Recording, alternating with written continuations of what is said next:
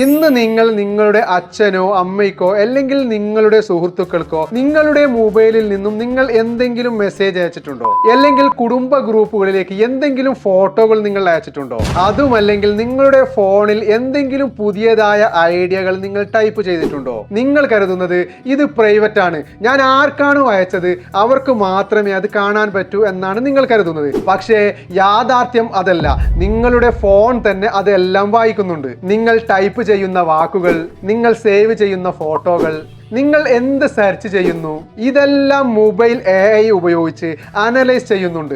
അതുകൊണ്ട് തന്നെ ഇന്നത്തെ വീഡിയോയിൽ ഞാൻ നിങ്ങളെ കാണിക്കാൻ പോകുന്നത് വളരെ പ്രധാനപ്പെട്ട 3 സെറ്റിംഗ്സുകളാണ്. അപ്പോൾ വീഡിയോ മുഴുവനും നിങ്ങൾ സ്കിപ്പ് ചെയ്യാതെ കാണാൻ വേണ്ടി ശ്രമിക്കുക. അതിനു മുമ്പ് ആദ്യമായിട്ടാണ് എൻ്റെ വീഡിയോ കാണുന്നവരാണെങ്കിൽ ദയവ് ചെയ്ത് സബ്സ്ക്രൈബ് ചെയ്യുക, ലൈക്ക് ചെയ്യുക, കമൻറ്റ് ചെയ്യുക. അപ്പം നേരെ നമുക്ക് സ്ക്രീൻ റെക്കോർഡ് ചെയ്താൽ കാണാം. ഇന്ന് ഞാൻ നിങ്ങൾക്ക് പ്രധാനപ്പെട്ട 3 സെറ്റിംഗ്സുകളാണ് കാണിച്ചു തരുന്നത്. അത് സ്റ്റെപ്പ് ബൈ ഏതാണെന്ന് നമുക്ക് നോക്കാം. ആദ്യം നമുക്ക് കീബോർഡ് സെറ്റിംഗ്സ് ഫിക്സ് ചെയ്യാം. അതിനായി നിങ്ങളുടെ ഫോണിലെ സെറ്റിംഗ്സ് ആദ്യം നിങ്ങൾ ഓപ്പൺ ചെയ്യുക. ശേഷം മുകളിലെ സെർച്ച് ബാറിൽ നിങ്ങൾ കീബോർഡ് എന്ന് ടൈപ്പ് ചെയ്യുക. പിന്നെ വരുന്ന ഓപ്ഷനിൽ ഓൺ സ്ക്രീൻ കീബോർഡ് എന്നുള്ളൊരു ഓപ്ഷൻ കാണാം. ഡിവൈസുകൾ അനുസരിച്ച് ഇതിൽ മാറ്റങ്ങൾ ഉണ്ടാകാം. ചില മൊബൈലിൽ കീബോർഡ് സെറ്റിംഗ്സ് എന്നായിരിക്കും. നിങ്ങൾ അത് ഓപ്പൺ ചെയ്യുക. ഈ വരുന്ന ഇന്റർഫേസിൽ നിങ്ങൾക്ക് 2 ഓപ്ഷനുകൾ കാണാം. ഇതിൽ നിങ്ങൾ മാനേജ് ഓൺ സ്ക്രീൻ ബോർഡ്സ് നിങ്ങൾ ഓപ്പൺ ചെയ്യുക. ശേഷം ഇതിലെ ജീബോർഡിലെ സെറ്റിംഗ്സിലേക്ക് പോവുക. അതിനായി ജീബോർഡ് എന്ന് കാണുന്ന ഓപ്ഷനിന്റെ മുകളിൽ നിങ്ങൾ ഒന്നുകൂടി ക്ലിക്ക് ചെയ്യുക. പിന്നീട് അത് ഡയറക്റ്റ് സെറ്റിംഗ്സിലേക്ക് പ്രവേശിക്കും. ഈ ഇന്റർഫേസിൽ കറക്ഷൻസ് ആൻഡ് സജഷൻസ് എന്നുള്ള ഓപ്ഷൻ കാണാം. നിങ്ങൾ അത് ഓപ്പൺ ചെയ്യുക.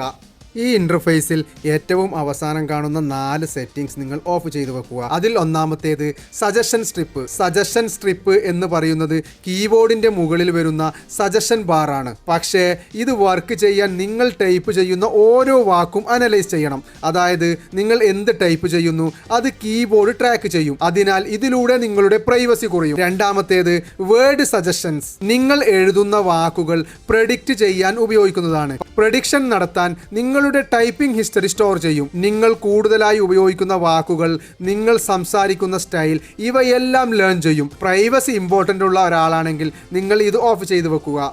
ഇനി മൂന്നാമത്തേത് നെക്സ്റ്റ് വേർഡ് സജഷൻസ്. ഇത് കുറച്ച് ഡേഞ്ചറസ് ആണ്. കാരണം ഇത് നിങ്ങൾ അടുത്തതായി എന്ത് എഴുതും എന്ന് പ്രെഡിക്റ്റ് ചെയ്യും. അതിനുവേണ്ടി ഈ ഓപ്ഷന് നിങ്ങളുടെ മുഴുവൻ സെന്റൻസ് അനലൈസ് ചെയ്യണം. അതായത് നിങ്ങൾ ടൈപ്പ് ചെയ്യുന്ന മുഴുവൻ മെസ്സേജ് കോണ്ടെക്സ്റ്റ് ആയി വായിക്കും. അതിനാൽ പ്രൈവസി ആഗ്രഹിക്കുന്ന ഒരാളാണെങ്കിൽ ഇത് ഓഫ് ചെയ്യുന്നത് ബെസ്റ്റ് ആണ്. ഇതിൽ നാലാമത്തേത് സജസ്റ്റ് കോണ്ടാക്ട് ഓൺ ആണെങ്കിൽ നിങ്ങളുടെ കോണ്ടാക്ട് ആക്സസ് ചെയ്യും. അതായത് നിങ്ങൾ സേവ് ചെയ്ത പേരുകൾ, നമ്പറുകൾ ഇവ ഉപയോഗിച്ച് സജഷൻ നൽകും. ഇവിടെ നിങ്ങൾ മനസ്സിലാക്കേണ്ടത് ഒരു കീബോർഡ് ആപ്പിന് കോണ്ടാക്ട് ആക്സസിന്റെ ആവശ്യമില്ല.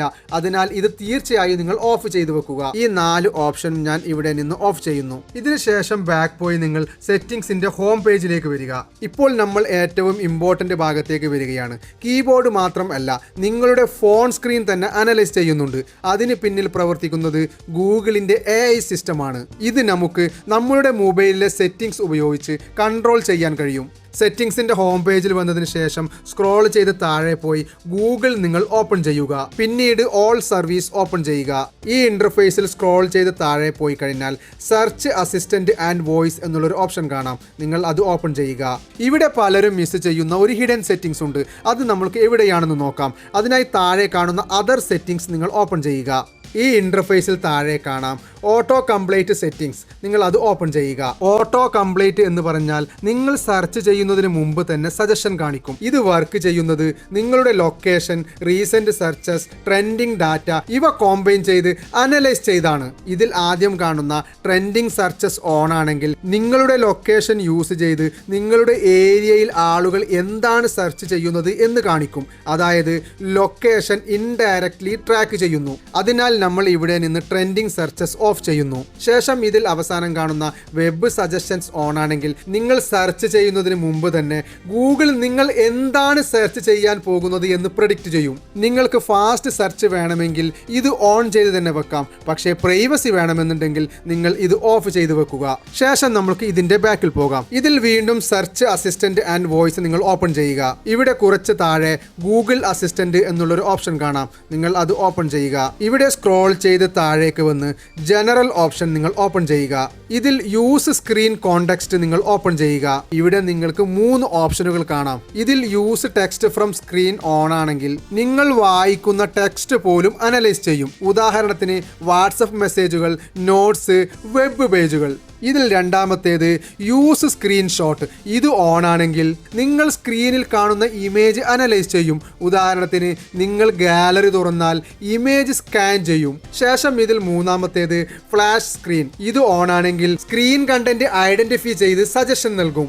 ഇത് എല്ലാം AI ഫീച്ചറാണ്. ഇത് വർക്ക് ചെയ്യാൻ നിങ്ങളുടെ സ്ക്രീൻ കണ്ടന്റ് ആക്സസ് വേണം. പ്രൈവസി ഇമ്പോർട്ടന്റ് ആണെങ്കിൽ ഈ 3 സെറ്റിംഗ്സും നിങ്ങൾ ഓഫ് ചെയ്യുക. ശേഷം ഇവിടെ ഞാൻ എല്ലാ സെറ്റിംഗ്സും ഓഫ് ചെയ്ത് വെക്കുന്നു. ശേഷം ബാക്ക് പോയി സെറ്റിംഗ്സിന്റെ ഹോം പേജിലേക്ക് വരിക. ഇവിടെ സ്ക്രോൾ ചെയ്ത് താഴെ പോയി സെക്യൂരിറ്റി ആൻഡ് പ്രൈവസി നിങ്ങൾ ഓപ്പൺ ചെയ്യുക. പിന്നീട് വരുന്ന ഇന്റർഫേസിൽ പെർമിഷൻ മാനേജർ എന്നുള്ളൊരു ഓപ്ഷൻ കാണാം. നിങ്ങൾ അത് ഓപ്പൺ ചെയ്യുക. ഈ ഇന്റർഫേസിൽ നിങ്ങളുടെ മൊബൈലിലുള്ള ആപ്പിന് എന്തൊക്കെ പെർമിഷൻ കൊടുത്തിട്ടുണ്ട് എന്ന് നിങ്ങൾക്ക് ഇതിൽ കാണാൻ വേണ്ടി പറ്റും. ഇതിൽ പ്രധാനമായിട്ടും നിങ്ങൾ 3 കാര്യങ്ങൾ ചെക്ക് ചെയ്യുക.